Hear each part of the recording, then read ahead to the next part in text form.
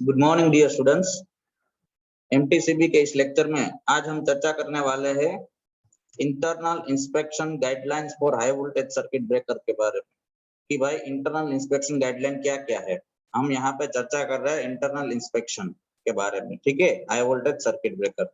पिछले लेक्चर में हमने डिस्कस किया था external inspection guideline for the high voltage circuit breaker. दो गाइडलाइन होती है, एक एक्सटर्नल सर्किट ब्रेकर के लिए और दूसरा इंटरनल सर्किट ब्रेकर के लिए।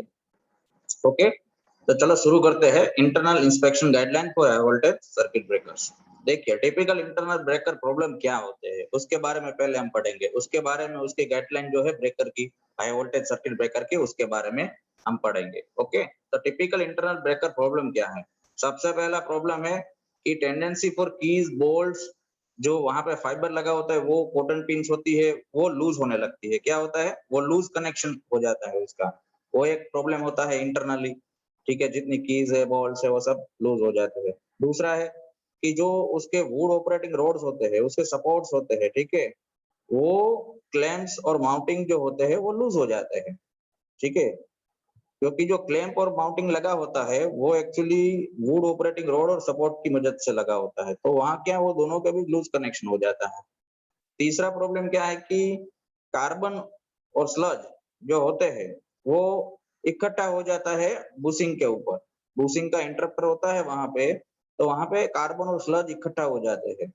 ठीक है, चौथा क्या है प्रॉब्लम, चौथा प्रॉब्लम है कि इंटरप्टर टू फ्लैश ओवर और रप्चर स्टैटिक शील्ड रजिस्टर।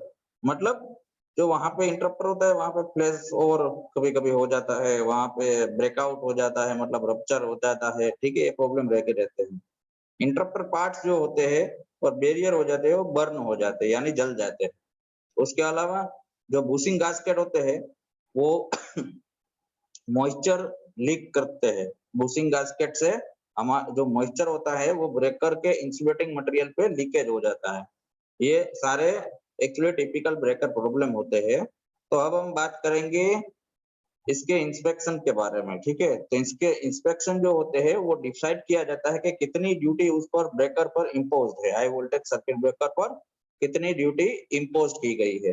तीन कैटेगरी में है, इन्फ्लुएंस ऑफ ड्यूटी इम्पोज को हम तीन कैटेगरी में डिवाइड करते हैं, light duty, normal duty and severe duty. ठीक है, जब आप लाइट ड्यूटी इम्पोज करते हैं ब्रेकर पे तो क्या क्या चीजें होती है उसके बारे में हम डिस्कस करेंगे। देखिए, जब ब्रेकर को एनर्जाइज किया जाता है, ठीक है, सॉरी, जब ब्रेकर को एनर्जाइज किया जाता है बट उसके ऊपर एरोजन लगा होता है, ठीक है, बिकॉज ऑफ इरेगुलर ग्रूव्स की वजह से वहां पे क्या ग्रूविंग होती है, किसी भी बोल्ट पे भी ग्रूव होते हैं, सारी जगह पे ग्रूविंग तो होती ही रहती है। वहां पे क्या होता है कि इरेगुलर वो एरोजन हो जाता है, ठीक है, इनर सरफेस ऑफ इंटरप्टर के लिए। और जो सील्ड होता है वहां पे इलेक्ट्रोस्टैटिक चार्जिंग करंट फ्लो होता है। क्या होता है, इलेक्ट्रोस्टैटिक चार्जिंग करंट।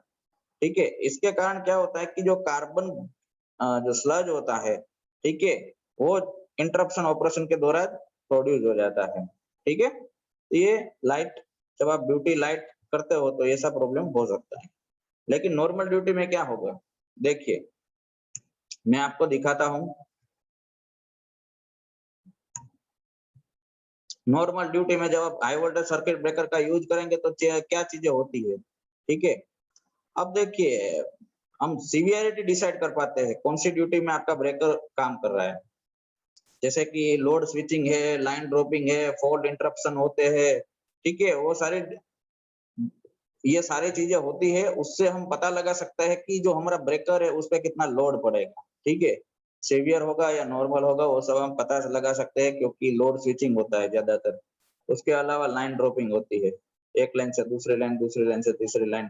उसके अलावा कुछ फॉल्ट्स भी क्रिएट होते हैं।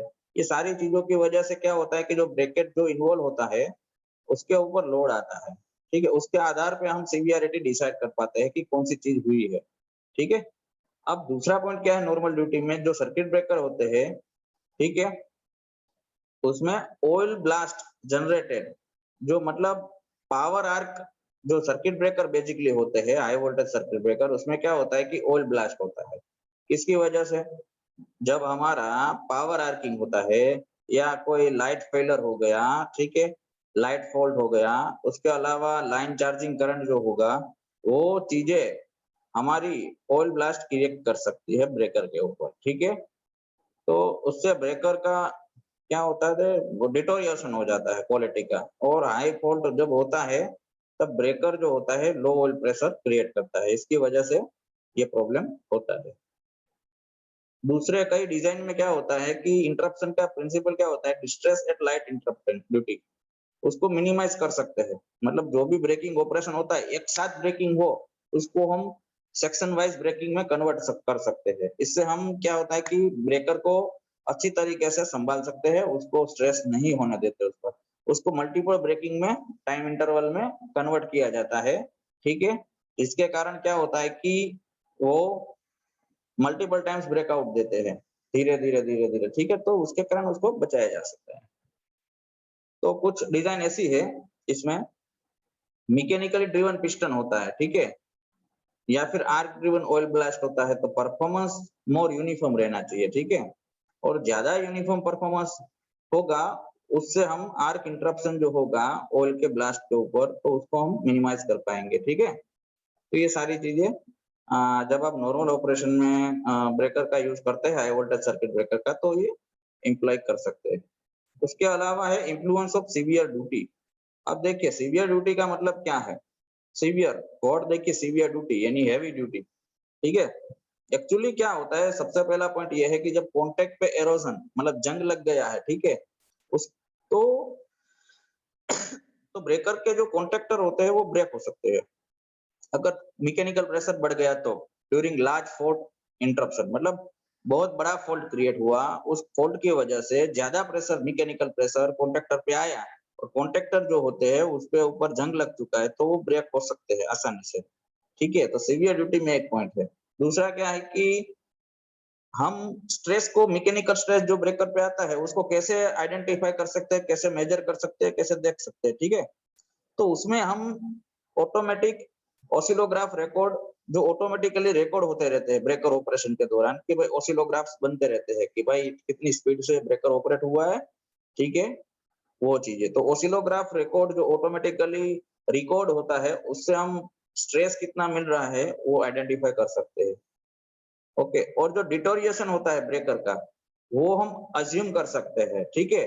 कितनी, कैसे अज्यूम कर सकते हैं कि जो ब्रेकर में जो करंट फॉल्ट करंट फ्लो हुआ, ठीक है, उसमें एनर्जी ड्रॉप होगी, ठीक है, ब्रेकर में फॉल्ट करंट की एनर्जी जो होगी वो सारी ड्रॉप आउट होगी ब्रेकर में। तो कितनी एनर्जी उसमें ड्रॉप आउट होती है, उससे हम पता लगा सकते हैं कि भाई कितना सर्किट ब्रेकर जो है डिटोरिएट हुआ है यानी खराब हुआ है, ठीक है। तीसरा पॉइंट क्या है कि जो एनर्जी उसमें ड्रॉप होगी, ठीक है, वो आपके फॉल्ट करंट होगा, आर्किंग करंट होगा, उसके कितना ड्यूरेशन होगा, उसकी आधार पे ड्रॉप होगी। मतलब कितना है, देखिए 30 सेकंड के लिए ड्रॉप हुई, 15 सेकंड के लिए हुई, या 45 सेकंड के लिए आर्किंग हुआ, आर्किंग पीरियड है, तो उतने वक्त में जो फॉल्ट करंट फ्लो होगा वो आपके ब्रेकर में ड्रॉप होगा, उसकी एनर्जी ड्रॉप होगी, उसके आधार पे उसका कॉन्ट्रैक्टर सब बिगड़ सकता है, ठीक है। तो वो ड्यूरेशन पे डिपेंड है, आर्किंग कितने ड्यूरेशन तक रहा है, ठीक है। तो ये चीज है। और जो ऑसिलोग्राम्स रिपोर्ट्स होते हैं वो भी मेजर किए जाते हैं इसमें, ठीक है। तो इससे हम पूरा पता लगा सकता है कि सीवियर ड्यूटी के दौरान ब्रेकर पे क्या क्या चीजें हुई। तो ठीक है, I hope you understand this lecture guys. Thank you very much.